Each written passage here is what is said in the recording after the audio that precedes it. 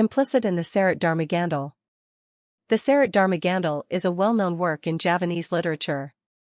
It is often used as a historical study material, particularly regarding the fall of Majapahit.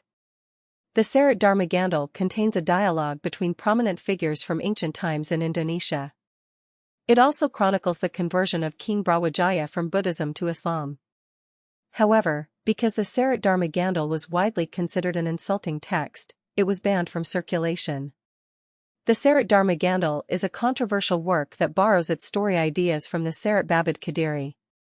Although plagiarized from the Babad Qadiri, the Serat Darmogandhul appears to have been written with a specific motive, namely the author's support for the Dutch colonial government. The Serat Babad Qadiri was written under Dutch orders. The Serat Darmogandhul, on the other hand, demonstrates a positive appreciation for the Dutch, not as enemies or invaders, but as allies. Given that the author of Darmogandhul is unknown, its similarity to the Babad Qadiri raises significant questions. It is suspected that the Babad Qadiri, commissioned by the Dutch, was then used to create the Serat Darmogandhul with the aim of marginalizing Islamic teachings and simultaneously manipulating Islamic history. In general, the book Darmogandhul contains numerous errors in its presentation of historical facts. Therefore, it is difficult to confirm that it was truly written during the transitional period between the fall of Majapahit and the founding of DHARMOGANDHUL.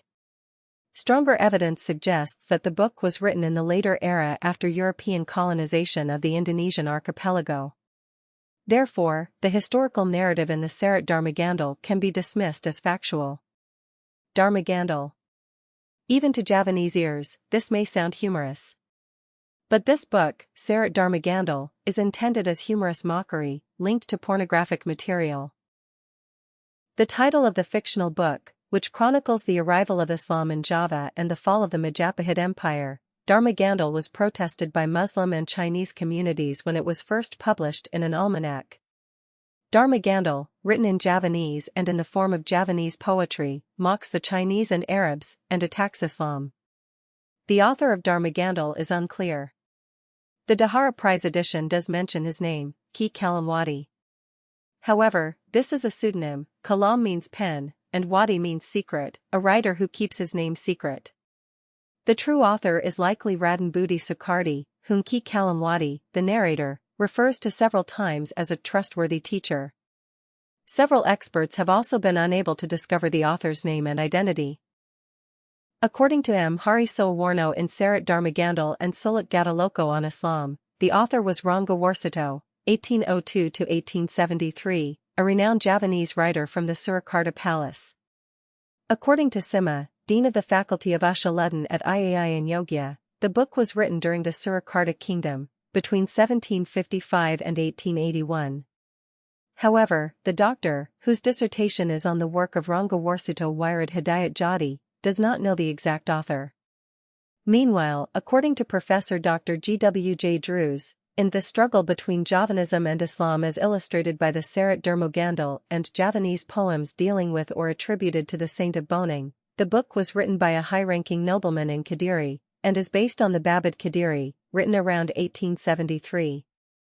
Meanwhile, according to Professor Dr. H. M. Rashidi, in Islam and Mythology, the author of Darmogandhul is Prince Suryanegoro. He believes that Darmogandhul was written during the Dutch colonial era, as evidenced by the presence of several Dutch words such as kila, klacht, and poetry. Before DHARMOGANDHul Prize published it, in 1954, about 30 years after the hype, Tan Kun Swai, a then-renowned Javanese publisher in Qadiri, had already published a second edition. To this day, the book is known only to a limited audience, the older generation and scholars who specifically study Javanese literature related to mystical beliefs. Darmogandhul was indeed once a reference for adherents of Javanese beliefs. However, according to the late Javanese figure Mr. Wongsanagoro, Darmogandhul has since ceased to be a guide for adherents of the belief in the one Almighty God. Darmogandhul's content is actually about the spread of Islam in Java, from the northern coastal areas, and the collapse of the Majapahit kingdom, in the interior, both fictionalized. The religious beliefs within it reflect the clash of values following the arrival of new religions, including between Islamic coastal kingdoms and Buddhist Hindu inland kingdoms. The Javanese, at that time, only accepted Islamic values that were somewhat compatible with the old beliefs and then mixed them together, which later gave rise to a syncretic belief system. However, according to Tarjan Hatajaja and Kamajaya in Serat Santhini Ditutur Dalam Bahasa Indonesia Volume IA, Raden Pada merely usurped the power of Jarinderwardena, who had previously destroyed Majapahit from within. Darmogandhul also describes how, although Brawijaya V was eventually sworn in as a Muslim by Sunan Kalijaga physically and spiritually, many people were forced to convert to Islam. This is certainly a one-sided assessment, as the Javanese Wali, guardians, have long been known as acculturative spreaders of Islam. As Dojo Santosa describes in his book Religious Elements in Javanese Literature, despite centuries-old roots in Buddhism and Hinduism, the Javanese embraced Islam with joy to enrich their civilization. According to Anung Tejuwirawan, a lecturer in Javanese literature at Gadjah Mada University, UGM, who researched Darmogandhul, this controversial book was amended several times by its publisher due to protests from the Muslim community. Considering that Babad Qadiri was a product of a colonial project, it is possible that Serat Darmogandhul was a continuation of the Dutch efforts to tame Islamic resistance. Around the 1900s, Dutch politics were largely directed at countering Islamic forces deemed dangerous to the colonial government. Steenbrink, 1984:241-242.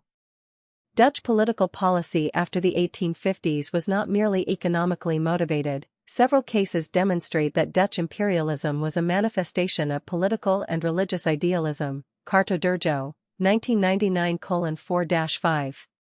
Ref.